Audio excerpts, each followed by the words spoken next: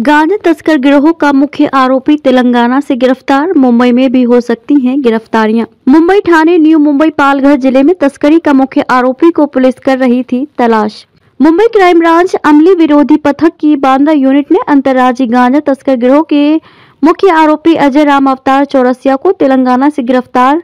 वह पिछले कई दिनों से फरार चल रहा था। क्राइम ब्रांच अमली पदार्थ विरोधी पथक ने इसके पहले 2 लोगों को 9 अगस्त को भांडुपेरिया से गिरफ्तार करके 83 लाख की कीमत का 2 मारुति सुजुकी गाड़ी सहित 266 किलो गांजा जब्त किया था। आगे की जांच में अजय चौरसिया का नाम सामने आया, जो 2022 से थाने राजस्थान, मध्य प्रदेश, उत्तर प्रदेश में जगह बदल कर रह रहा था। आपको बताते चले कि तेलंगाना के सिकंदराबाद बोलाराम पुलिस ने अमली पदार्थ बेचने के जुर्म में गिरफ्तार किया था। कोर्ट से ऑर्डर लेकर उसे मुंबई लाया गया है। मुंबई के बांद्रा से पुलिस महानगर के लिए जितेश चौधरी की खास रिपोर्ट। ऑगस्ट 2022 मध्ये anti narcotic cell unit Bandra, crime branch Mumbai police यांच्याकडून भांडूप पूर्व या ठिकाणी 2 आरोपितांना अटक करण्यात आली होती। नमूद 2 आरोपितांकडून 2 एसएक्स फोर्स गाड्या जप्त करून त्यांच्याकडून 266 किलो गांजा हा मुद्देमाल जप्त करण्यात आला होता। सदर आरोपीला दोषारोप सादर करून त्यांना मान्य सध्या ते न्यायालयीन कोठडीत आहेत।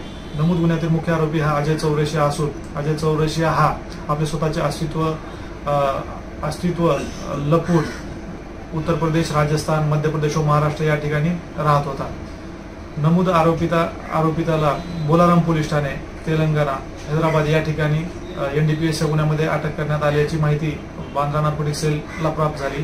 त्यामुळे सदर आरोपितास त्या ठिकाणाहून ताब्यात घेऊन मुंबई या ठिकाणी आणून त्यास अटक करण्यात आलेली आहे। अटक आरोपिताने आतापर्यंत 6 ते 7 गुन्हे केलेले आहेत।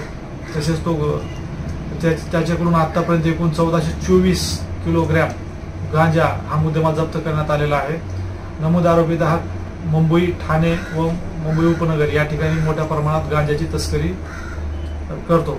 सदर आरोपिता सध्या पोलीस कोठडीत असून त्याच्याकडून नमूद गुन्ह्याबाबत अजून काही माहिती प्राप्त होते का याचा तपास चालू आहे।